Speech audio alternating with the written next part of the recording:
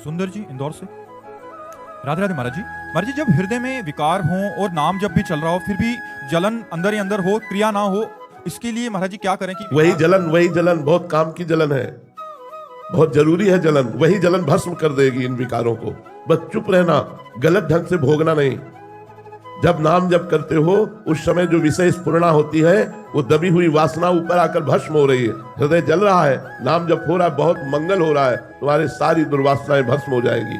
जो दुर्वासना मम सदा परिकर्षयन्ति, परत की परत हृदय में जमी हुई है, वो सब नाम के द्वारा भस्म हो जाएगी। हाँ, स्फुरणा हुई, संकल्प बनाया और गलत क्रिया कर दी तो नवीन संस्कार बन गया, फिर समय लगेगा, फिर अनुभव में नहीं आएगा।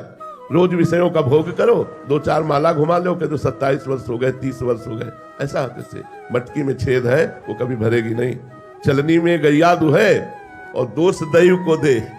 27 वर्ष तो बहुत बड़ी वस्तु है भगवत प्राप्ति के लिए। तो ये लोग जो विषय सेवन करते हैं, मनमानी स्फुरणा हुई विषयों की, वैसे ही संकल्प बना लिया, विषयों का चिंतन करते हैं और 2-4 माला कर लेते हैं तो सोचते हैं हमें इतने वर्ष हो गए, 27 वर्ष। परमार्थ का मार्ग ऐसा नहीं, तो ठीक से चलो।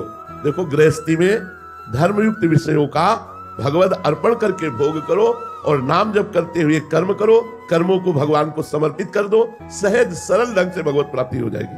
हमारी बात समझो, ये हम आपको बिल्कुल सिद्ध बात कहते हैं। गृहस्थी में सर्व विषयों का त्याग नहीं है, अधर्मयुक्त विषयों का त्याग है। अपनी पत्नी से प्यार करना ये धर्म है, लेकिन पराई स्त्री से ये अधर्म है।